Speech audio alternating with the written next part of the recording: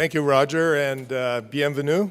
So on behalf of all of the employees at Jazz Aviation, welcome to Montreal and the 2013 RAA Annual Convention. Jazz, our predecessor company, actually we're the sole Canadian member of the RAA at this point, and soon not to be, we hope, as the RAA expands its membership outside of the U.S. And we've been a member for just under 20 years, and it took us that long to get the RAA to Canada and have its first board meeting here, an annual convention. And it's great to see this. We arrange such great weather for everybody, and it's like this all the time here in Canada, so come back. So this annual convention really brings together really North American and airlines and suppliers and even people from outside and all around the world, really. So over the next couple of days, I know there will be a lot of sharing of ideas and thoughts, and we'll discuss challenges and opportunities and learn from each other. And I think we can learn from each other between Canada and the U.S. In particular. Sequestration is one thing we have not yet had. We've had most everything else in Canada, but hopefully that'll stay away. And you know, we've got a lot of room for improvement here, but in Canada. But I think we do a lot of things well, and hopefully we'll see evidence of that over the coming days as we share thoughts and ideas with respect to the industry. Also, of course, it's building those relationships that are so important as we face a lot of challenges in the regional airline industry in North America. A lot of changes over the last number of years, for sure.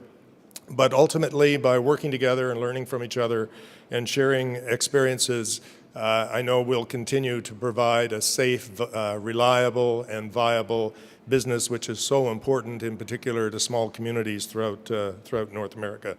So I hope you take the time, for those of you visiting Canada, to learn more about our great country, and certainly to see what Montreal has to offer, and it has a lot. It's certainly got some excellent dining and vibrant nightlife, as long as you don't stay out too late, and a lot of and cultural diversity, which is actually second to none. So I'm sure you'll enjoy Montreal over the next couple of days, and perhaps even learn a little bit of French while you're here as well. So with that, though, it's now my pleasure to introduce Ambassador Duane Woerth, who's no stranger to Montreal and to Canada. Ambassador Woerth was nominated by President Obama to the position of U.S. Representative on the Council of the International Civil Aviation Organization, or ICAO, and that happened in mid-2010, and he was confirmed to that position by the United States Senate later that year. In his role, Ambassador Woerth guides U.S. participation in ICAO, which develops and promotes standards and practices for the safety, security, and environmental sustainability of international civil aviation. And of course, there's been a little bit of controversy about ICAO here over the last little while, and we certainly in Canada appreciate the ambassador's support and believe that Montreal is a tremendous home to ICAO in the world. So, and we look forward to retaining ICAO here in Canada. Back to Ambassador Woerth, prior to his appointment, he was the co-founder and senior vice president of an internet advertising firm in Omaha, Nebraska. From 1999 to 2006, where I first met the ambassador, he served as the president of the Airline Pilots Association, and immediately following the attacks of 9/11, he was appointed by the U.S. Department of Transportation to serve on the Rapid Response Team for Aircraft Security.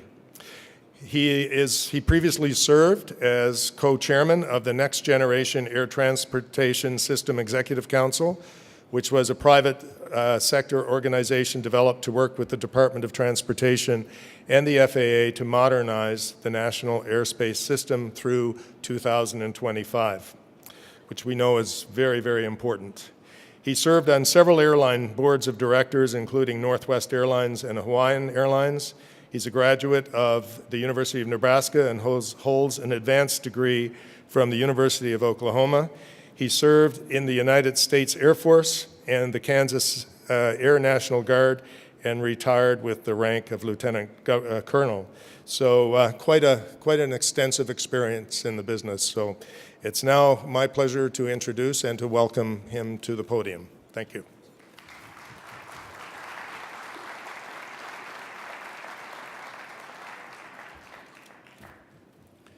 Thank you very much to both of you and for the invitation to participate in opening remarks. I can assure you I'm not going to give a speech, certainly not a policy speech, but I do want to welcome you to Montreal.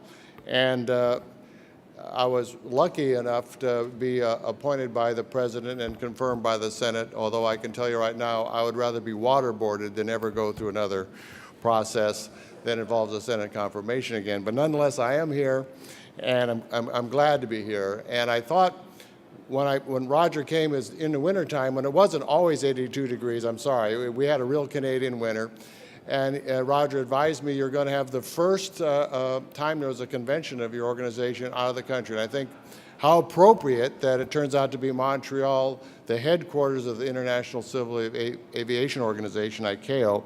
And we thought it would be a good idea. A lot of you, if you haven't interacted with this organization before, and you need to more, and I'm glad to hear about all your plans for the future and expanding and getting more international involvement for what I think are some obvious reasons. For the last 20 years, you might want to even consider rebranding, because I'm not sure what regional means in this context, because I know the members you have currently, probably a huge portion of your flying is international flying. And that's been true since the early 90s, actually, especially transborder the United States and Canada, but also other places and around the world. This is truly an international business, and some of your exhibitors here reflect that. So it's important, I think, that you become more involved with ICAO, because if it has the word air in it, we have an annex for it. We have rules about it. And that was kind of out of the Chicago Convention in 1944.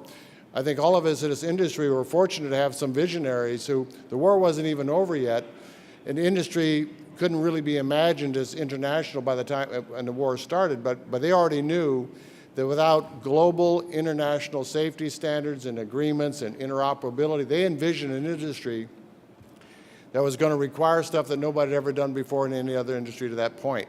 And they put in place a convention and a process that grew into, we have our own charter, that is the United Nations has a separate charter, but we are managed by most countries the way they manage their other United Nations agencies.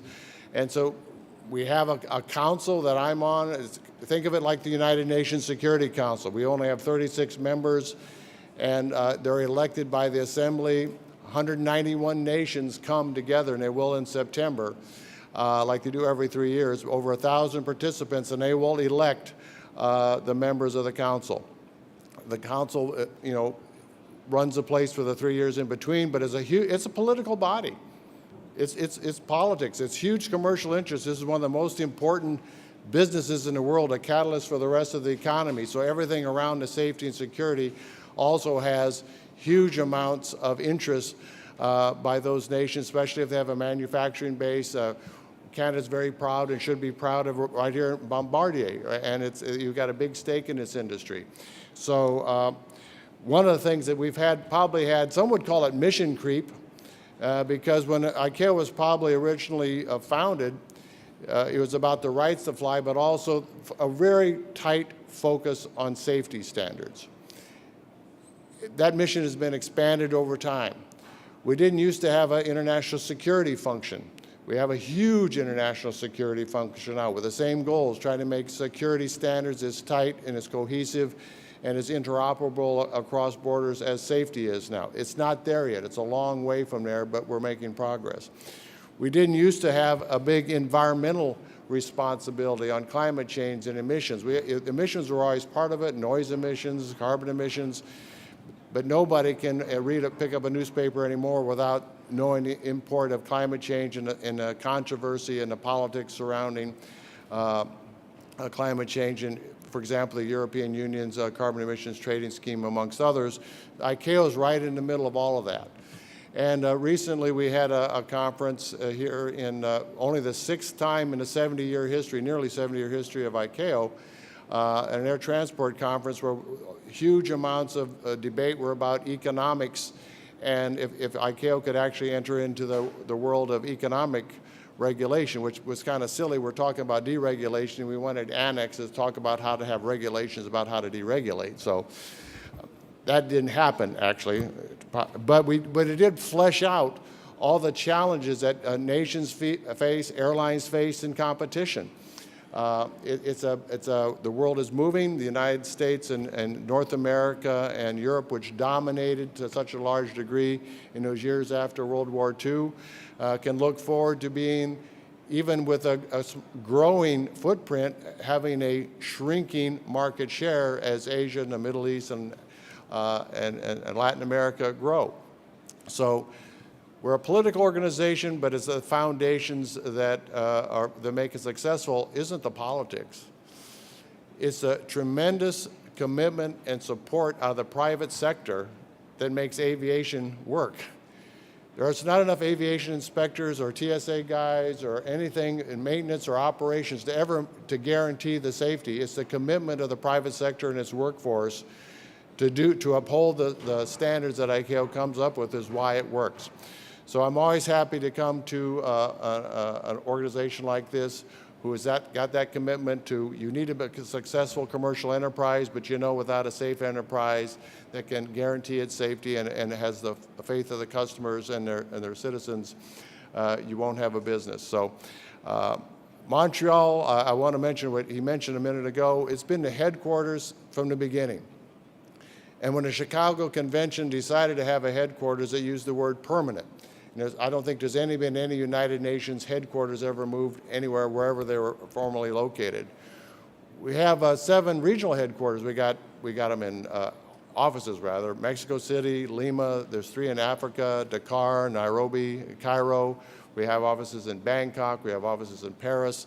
It's a huge organization, nearly 700 employees and the consultants and all the meetings. And we have an office that's down just a few blocks from here. It's almost 2 city blocks long. It looks like a United Nations building because it kind of is. We probably have 2,000 or 3,000 visitors a week. Every week, that's how much is going on in ICAO at all times.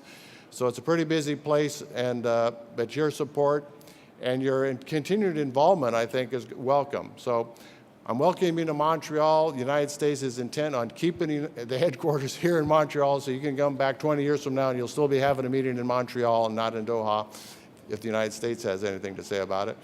So, and we do.